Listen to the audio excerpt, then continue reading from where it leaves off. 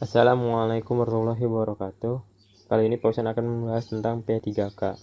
P3K adalah upaya pertolongan dan perawatan sementara terhadap korban kecelakaan sebelum mendapat pertolongan yang lebih sempurna dari dokter. Dan Pausen akan memberi video animasi. Silakan nonton.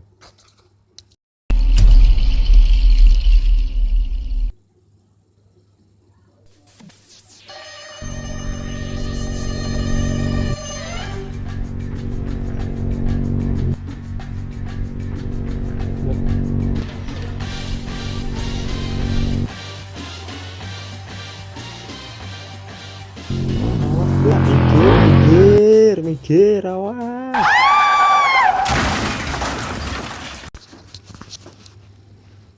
Tujuan pertolongan pertama pada kecelakaan atau P3K. Pertama, melatih seseorang dalam menangani kecelakaan dengan tepat dan cepat.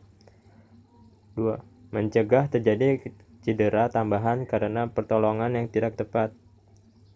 3. Memberikan pertolongan pada kecelakaan atau penyakit yang mendadak.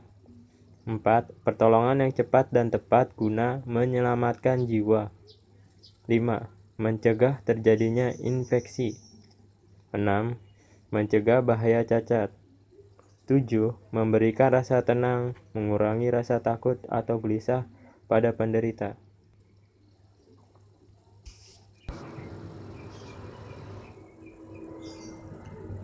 Prinsip pertolongan pertama pada kecelakaan.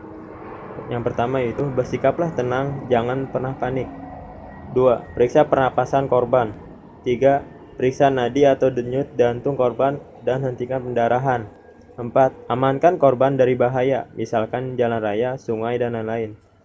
5. Lakukan penyelamatan di tempat dengan tindakan cepat dan tepat. Siap. Kalau P3K apa aja harus ada? P3K-nya ini punya standar sendiri sebenarnya. Jadi setiap kotak itu selalu ada isi yang kurang lebih sama. Nah, yang pertama kita harus tahu bahwa di setiap kotak P3K harus ada yang namanya alat pelindung. Misalnya di sini harus ada sarung tangan, ya. Kemudian masker. Kenapa? Karena inilah yang bisa melindungi kita ketika tiba-tiba kita harus menolong korban.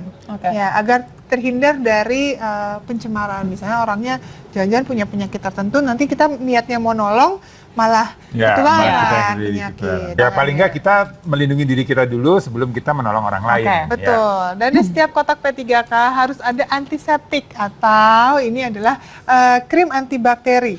Kalau antiseptik misalnya di sini ada alkohol, ya, kita gunakan alkohol. Kemudian iodin. Ada iodin di sini, ya, alkohol, krim, iodin. Sebenarnya ini fungsinya sama, yaitu tujuannya untuk membersihkan luka sehingga meminimalkan resiko dari terjadinya infeksi. Gitu. Dan juga kasa steril nih ya. Jadi cara mengulasnya sih sebaiknya tidak menggunakan kapas, sebaiknya menggunakan kasa. Karena kalau kapas ada luka, ada darah, kemudian biasanya bulu-bulu kapas itu akan menempel, susah untuk dilepaskan. Jadi bagusan pakai kasa. Pastikan kasanya kasa steril ya. Kadang-kadang ada kasa yang terbuka seperti ini. Ini tidak digunakan untuk luka yang terbuka dan kemudian ditempel langsung ke lukanya. Ini hanya untuk perban. Jadi yang digunakan menempel pada lukanya harus kasa steril. Oh, jadi kasa sterilnya dulu baru diperbanin. Baru diperban pakai kasa yang seperti ini. Kita lihat kan ya, kita lihat ada nih seperti ini ya. Ini ada kakinya nih. Pada orang-orang yang punya luka seperti ini tentu cara membersihkannya juga ada sendiri. Kalau kamu biasanya kalau luka kayak gini, terus diapain, Dri? Misalnya luka nih jatuh nih kamu, lari-lari gitu kan? Tiup. Tiup. Kayak gitu ya? Jatuh ya? Iya, benar. Iya bisa sih, tapi sebenarnya nggak boleh. Nggak boleh, ya. Karena di mulut kita ini kan banyak banget kuman. Sama aja hidung juga. Tapi kan pasti gitu refleks dong. Sebelum ada P3K pasti kan kita biasanya niup dulu. Nggak boleh, itu nggak boleh sebenarnya. Karena itu justru malah memberikan kuman lagi ke luka yang udah terbuka seperti ini. Ya udahlah, nanggung dong. Jadi sebenarnya kalau udah luka nih seperti ini langsung dibasuh aja dengan air. Air yang mengalir. Air yang mengalir. Nah, ini saya sekalian bahas satu lagi kejadian ya. Ini adalah luka yang paling sering terjadi pada ibu-ibu di dapur. Apa tuh, Bu? Biasanya Gores. Gores, Iya bener, ya. kena pisau. Kena Nih, pisau atau kena jarum? Ada nggak ibu-ibu sekarang masih jahit? kayaknya udah jarang. Jarang jahit ya. Sekarang jahitnya pakai pisau dong. Serem banget ya, Indri. Biasanya kalau punya luka teriris nih, biasanya ditunjuk ya. Terus diapain refleksnya? Refleksnya diapain? Diisap. Itu malah bikin infeksi ya, jadi malah menyebabkan lukanya jadi susah sembuhnya nanti. Oke, jadi sama-sama nih ya, kalau ada luka jatuh seperti ini sama luka teriris, ya kita bersihkannya dengan air mengalir. Pastikan airnya matang. Kalau memang sangat kepepet, bolehlah air keran, yang pasti harus mengalir ya. Oke. Kalau misalnya jadi di kita- rumah, pastikan air yang matang gitu ya. Oke. Misalnya dibilas, agak kesini sedikit dong. Ya. Dibilas. Kan sakit, ceritanya sakit. Kan ceritanya sakit. Kan luka. Kan saya diobatin. Saya kaget dong. Oke. Tangannya. Tangan gitu. Dibilas sampai bersih ya dengan air mengalir seperti ini. Baru kemudian kita bersihkan dan keringkan. Keringkan. Nah, langsung dibersihkan. Nah, bersihkannya gimana? Kalau di sini masih ada cairan, dibersihkan dulu cairannya dengan satu jenis kasa gitu ya. Misalnya di sini bersihkan.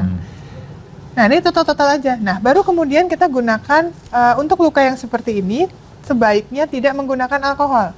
Karena nanti malah penyembuhannya jadi susah. Jadi lama lagi. Jadi lama. Ya, karena jaringan kulitnya akhirnya rusak dengan alkohol.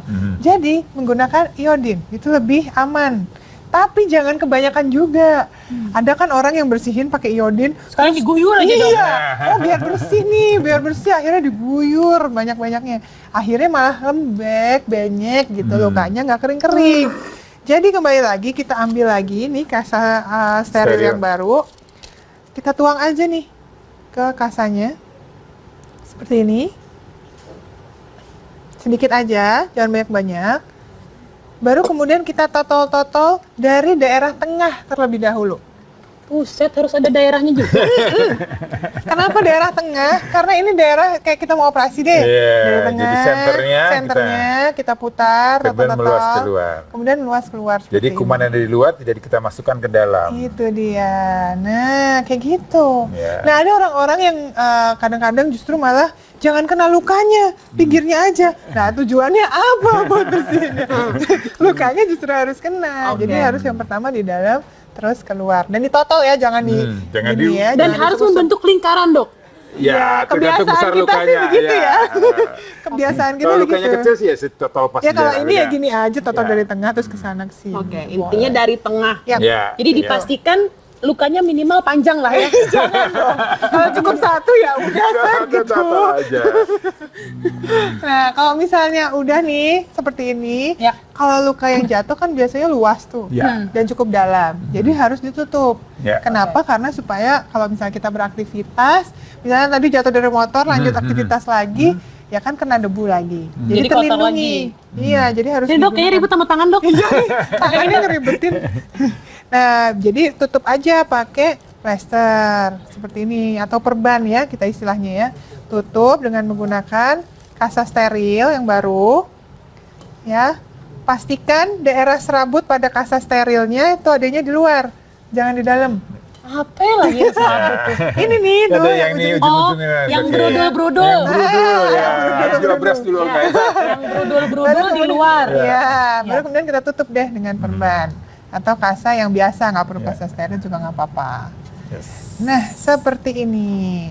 Perbannya juga jangan terlalu kenceng ya. Hati-hati malah nanti nggak bisa Aliran darahnya akan terhambat. lancar. Iya. Ya. Hati-hati ya ketika beraktivitas dan juga berkegiatan di dapur tentunya. Iya, Temukan dan- sehat yang sesungguhnya hanya di Dokter Ros. Indonesia. Indonesia.